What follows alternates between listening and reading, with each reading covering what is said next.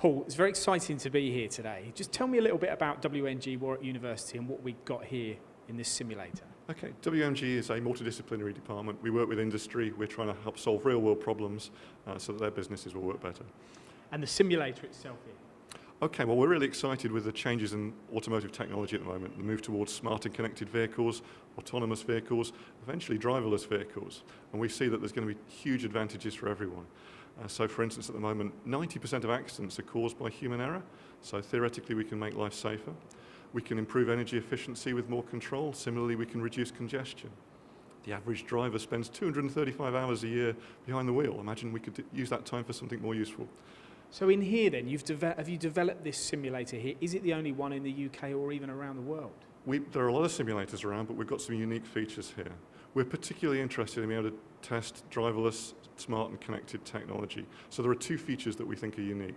Firstly, we want to be able to test any vehicle, any technology within here, to be able to bring anything in here. So effectively, we're simulating the environment rather than the vehicle. And secondly, when I talk about the environment, that means not just the sights and the sounds and the traffic and the road surface and people. Nowadays, cars are becoming connected, so we need to be able to create the wireless environment in here so that the car can be fully connected, but under our control. And so we're built in a screened room, which keeps everybody else's signals out, and it means we can keep control of the signals that are in here. Environmental factors then, is that part of what you're saying here, that a simulator is great, but if you know that in 100 yards time a dog's going to run in front of you, you know it's going to happen, you're anticipating it happening. Is there any way that this simulator is different to that and the random factors can be thrown at you? Absolutely. So at the moment there are some really exciting trials going on with driverless technology up and down the country. So for instance in Milton Keynes and in Greenwich, and I couldn't possibly take away the value that those give us.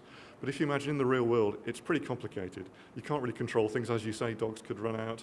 And actually, a lot of the time, nothing very interesting happens.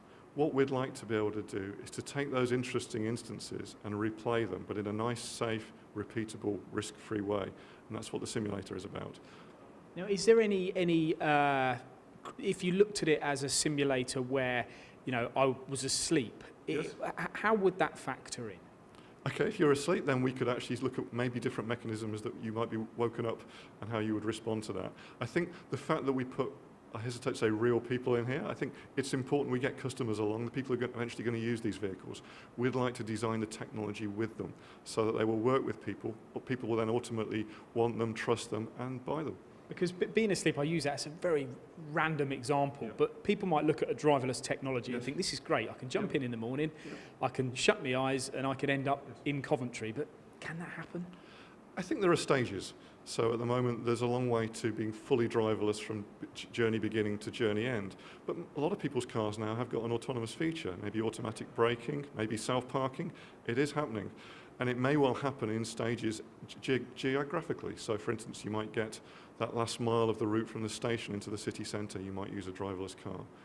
I can't begin to think, the people that are behind the development of this, how would they put together two random scenarios, like we talk about a dog walking yes. in front of you, as well as a lady with a pram? So how does the car, does it veer left and then veer right? How does it?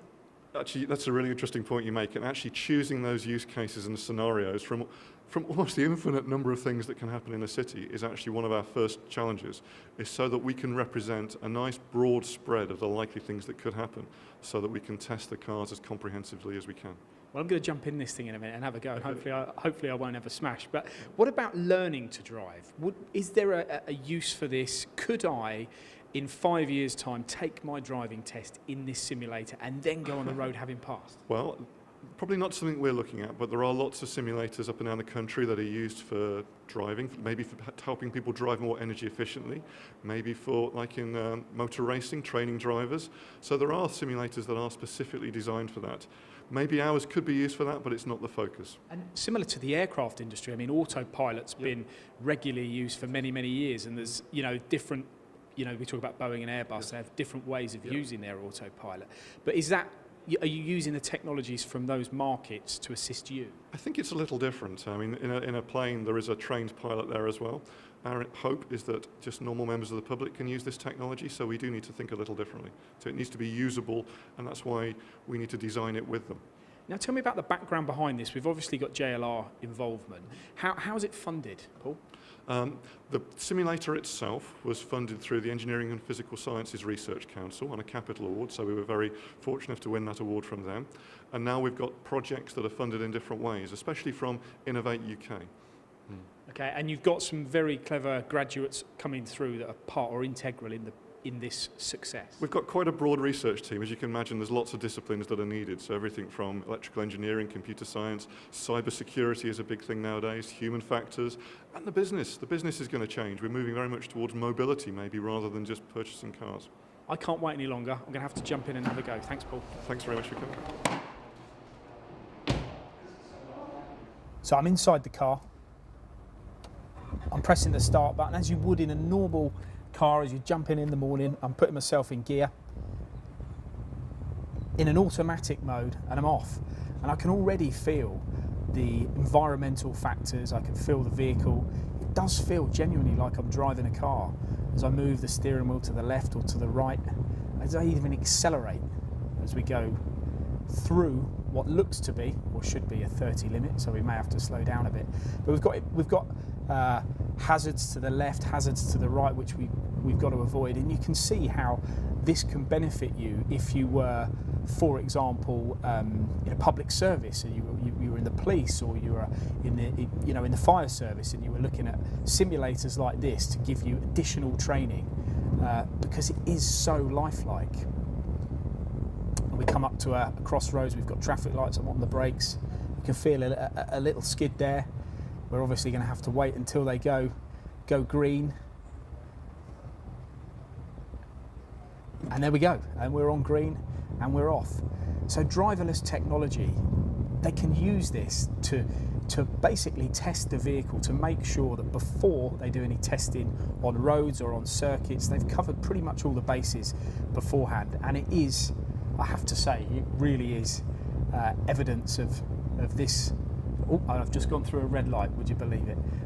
I'll probably have a police siren behind me in a minute, but there you go. So I'm gonna pull up here now on the left-hand side. Now this particular simulator does have motion sensors with it as well. So if you did want to feel, the car manoeuvring left to right or up and down, you can actually do that as well. It is a fascinating experience here at the WMG department at the Warwickshire University. In fact, it's been a fascinating day where we've learned about how the future of driverless cars and autonomous vehicles is being developed here in the UK.